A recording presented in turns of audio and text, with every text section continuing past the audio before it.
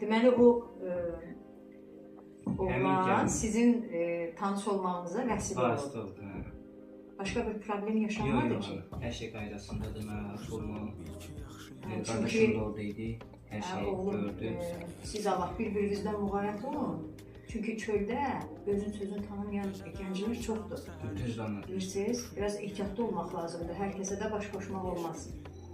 Mənə məsələ tam aydındır. Bu dalaşdığını görəndən sonra indi sən deyəndən sonra ona bildim ki, məsələ nə idi. Yəni Tuncay da o qızı seviblər.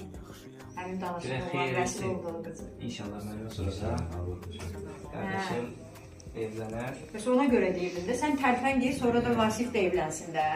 Bu ikimizin də mən toyu görüm. Bir qaldı atam. Onu da çəkinirəm biraz. Atamla danışmam, biraz çəkinirəm. Sən narahat olma, atanla məsələni mən özüm həll edərəm. Sən narahat olma.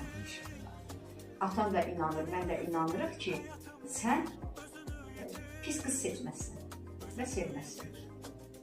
Mən sizə deyirdim ki, vaxtını gözləyib, inşallah Allah təala qismətimi çıxardacaq qalanı. Şükür günə, oğlum, şükür günə. İnşallah yaxşı olar, sonumuz, əvvəlimiz də yaxşıdır, sonumuz da inşallah yaxşı olar. İnşallah, inşallah. Biz bir-birimizi başa düşsək, mənə elə gəlir ki, hər şey qaydasında olacaq. Bəli, əsas odur. O dediyi mənim boğazımdan keçməlidir, mən dediyim onun boğazından keçməlidir ki, bir-birimizi başa düşməliyik. Və birini mən deyəndə, ikisini deyəndə, ya birini deyəndə, ikisini mən deyəndə o ailədən ayrı olası deyil. Ona görə də başa düşmək lazımdır. Mən qızın özünlə danışdım ki... Öncədən belə şeyləri çox danışma. İnşallah ki, xarakterini öyrənəndən sonra Allah qoysa bir-birinizi başa düşərsiniz. İnşallah. Vasif, oğlum, sən nə deyirsən Tuncayın seçimine? Xeyirlisi inşallah, Allah xoşbəxt eləsin. Sağ ol, Zaman hər şey göstərir. İnşallah Allah xeyirlisini nəsib etsin. İnşallah sənin üçün olsun. Amin. Amin.